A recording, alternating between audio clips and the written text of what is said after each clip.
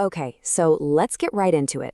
The book is called Confessions of a Reformed Financial Advisor, but check out this subtitle. Yup, it's mostly BS. I mean, you gotta love the honesty, right?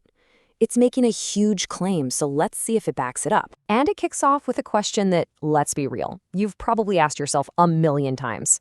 Is most financial advice just BS? If you've ever felt like all those rules just don't vibe with your life, then you're gonna want to hear this. This quote right here just hits different. What you know and believe about money is likely making you broke. Wow. Think about that. The book's whole point isn't that you're clueless about money, it's that the stuff you think you know is actually the problem. It's actively sabotaging you. All right, so this brings us to the first major point, what the book calls the big money lie. And what is that lie? It's the idea that if you're bad with money, it's all your fault. The book is basically saying, nope, that's not it at all. I mean, seriously, why does managing money feel like a constant struggle? It's like you make a budget, you swear you're going to stick to it, and then life happens, right? A new pair of sneakers drops, your friends want to go out, and suddenly that plan is just gone. And here's the wild reason why. Our brains are basically running on super old, outdated software. This thing was designed for pure survival, like run from the saber-toothed tiger, find the berries. It was not built to handle things like student loans, credit card debt, or figuring out if you should buy crypto. No way. So this sets up this epic internal battle, which the book calls your brain versus your bank. It's happening inside your head every single time you have to make a decision about money. And this fight has two contenders.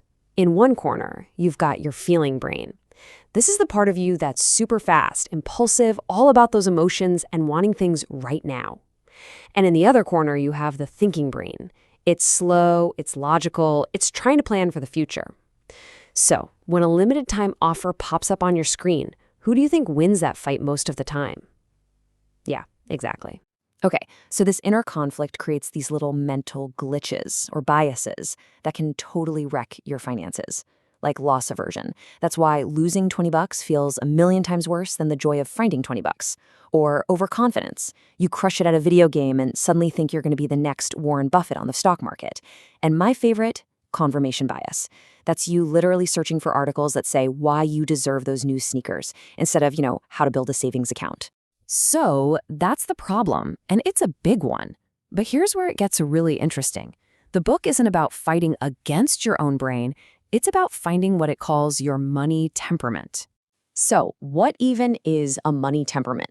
Basically, it's your financial personality, your unique money vibe. It's how you are naturally wired to think and feel and act when it comes to cash. It's not about being good or bad. It's just who you are. And this is the key takeaway, for real. Stop fighting your brain. Stop trying to squeeze yourself into some one-size-fits-all budget that you hate. The whole idea is to work with your brain. Build a financial system that actually fits your personality. And honestly, that's a total game changer. And it's not just a cool idea. The book gives you a roadmap, a practical plan called Your 5-Step Financial Fix. And here it is, the money behavior system. You start by figuring out your values, then understanding your temperament and how you learn. Then you create a strategy and a plan. See the difference? Most financial advice just yells, make a budget, which is step 5. This approach says, hold on, let's figure out who you are first, which is why it actually works. This quote from the foreword just ties it all together beautifully. How you behave with money, it matters more than what you know about money. It's not about being a math genius. It's about your habits, your psychology, your behavior. That's the secret sauce. So I'll leave you with this to think about. For real, take a second. If you really, truly understood your own money behavior, your personal money vibe, what's the very first thing you'd change?